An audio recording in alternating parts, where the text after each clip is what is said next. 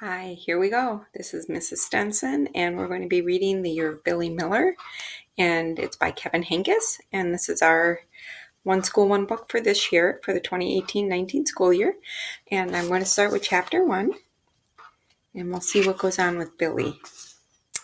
And Kevin Henkes dedicated this to his wife, his son, his daughter, and his teacher. And Part 1 is The Teacher. It was the first day of school of second grade, and Billy Miller was worried. He was worried that he wouldn't be smart enough for school this year.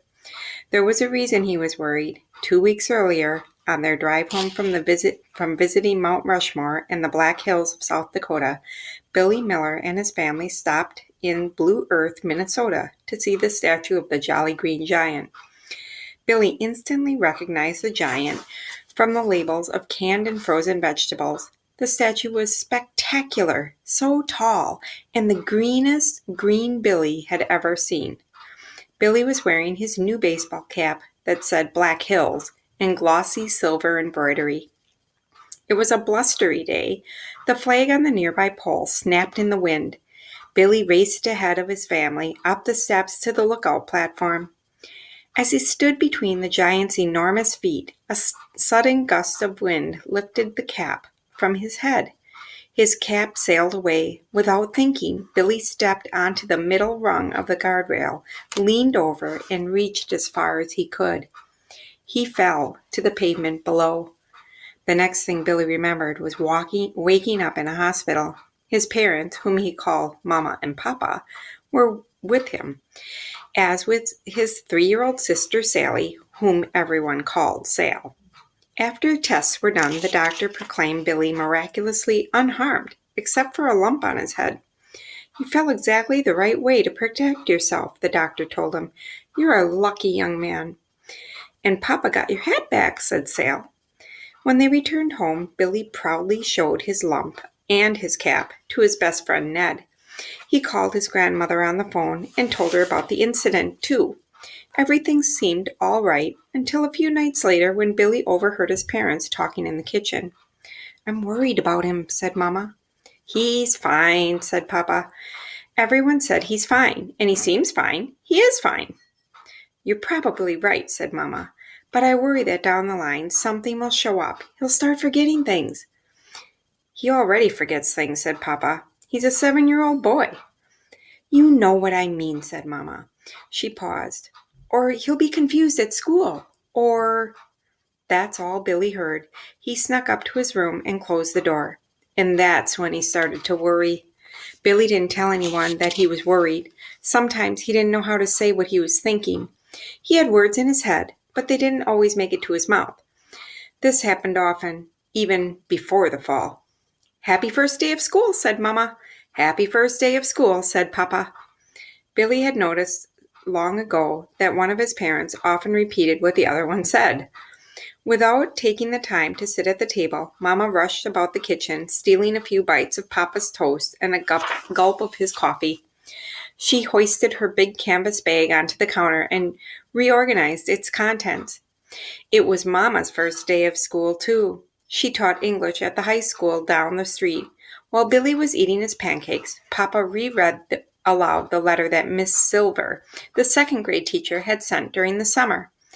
In the letter, Miss Silver greeted the students and said she was looking forward to the new school year. She said that she and her husband had a baby boy at home and 2 dogs. She said that second grade would be a safe, happy year of growth and a wonderful, joyful, exciting challenge. Billy stopped chewing when he heard the word challenge. He put down his fork and touched the lump on his head. He didn't want a challenge. Papa continued, "Miss Silver says you'll be studying colors and habitats of the world of names." "That sounds like fun," said Mama.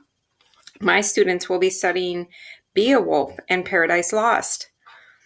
"I'd rather be in second grade," said Papa, smiling. Unlike the other fathers, Billy knew Papa stayed at home and took care of Sal and the house.